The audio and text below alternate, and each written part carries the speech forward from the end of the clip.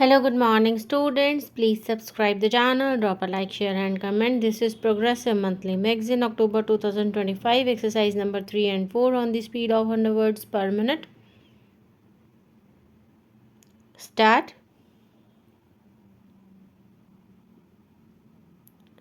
Sir, concern has been voiced in the report on the threat from the sea, that is, the Indian Ocean.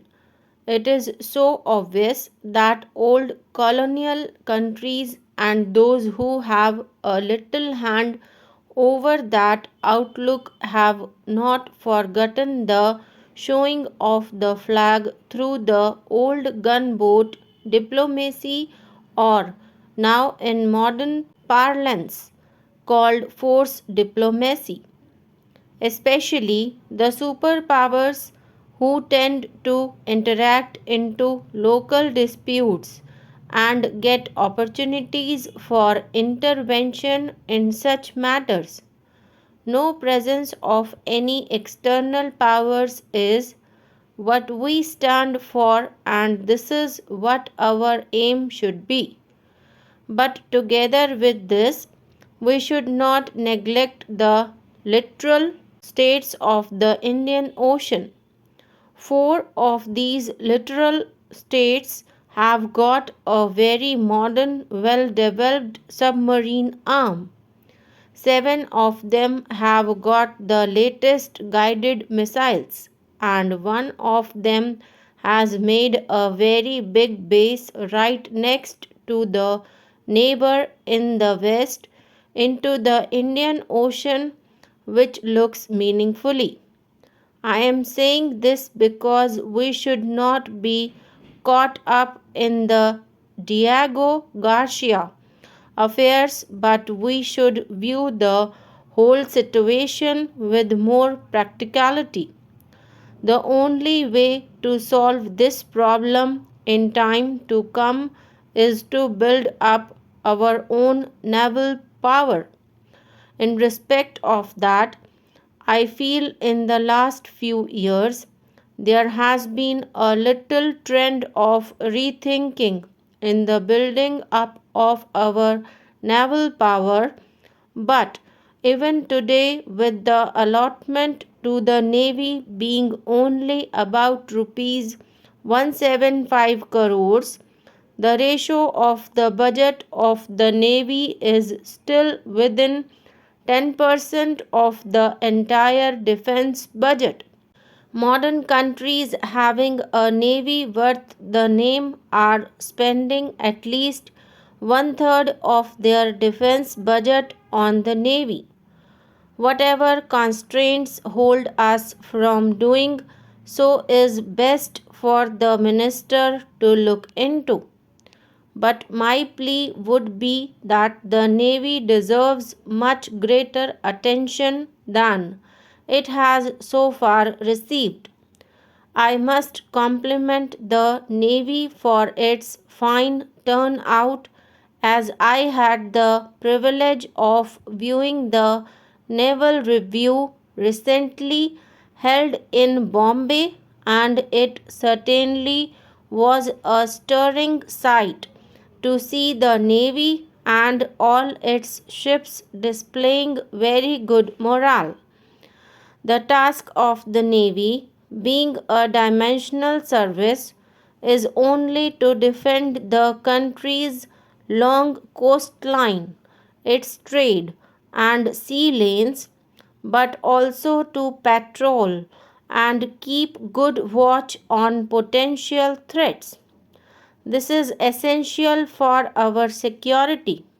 Coming to the Air Force, which rates as the fifth or sixth largest in the world, it has had a very high record, and under the new Air Chief of Staff, I am sure it will continue to keep this record up. But there are two main deficiencies which have been felt for long and debated in this house also. One is the deficiency in the strike arm. We do not have a proper plan to do this job. Whatever we have are pretty old. We need new aircraft to replace the outdated aircraft which will be fast, safe, and which have all the machinery of the latest type and a good radius action over 300 plus miles. Modern targets are very difficult to hit as they have new defensive weapons known as precision guided missiles. They give very little time for an aircraft to come in, find the target, release its weapons, and get out. If the job is not done on the first occasion, it will be in trouble. I wish that this lag in our strike arm is remedied as soon as possible. The other deficiency which the Air Force has is in the transport arm. Here again, our old war horses, which carry all the material and troops from one place to the other, and in times of need, right up to the forward bases, are pretty obsolete, and I do not think that they can do the job economically which they are meant to do. We are carrying on because we have no other choice. Together with this, the augmentation of the helicopter force is also necessary.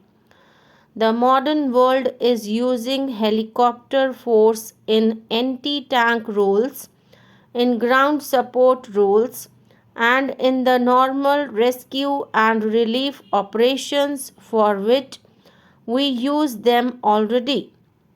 We have to use such air mobile formations based on helicopters, which is very important as demonstrated in the 1975 war. Helicopters, aircrafts, and the strike aircrafts are the three main concerns of the Air Force. I shall now come to the Army. Although our Army is rated as the fourth largest and has a very fine high tradition and record, there are few things which need to be taken into account seriously. The new concept of using task forces, using armor, guided missiles, and helicopters in an integrated manner is the thing that makes a devastating dent in any attacking force. And this concept has to be seriously used and perfected. Therefore, I would like to say that the Army needs to have all these things taken into consideration very seriously.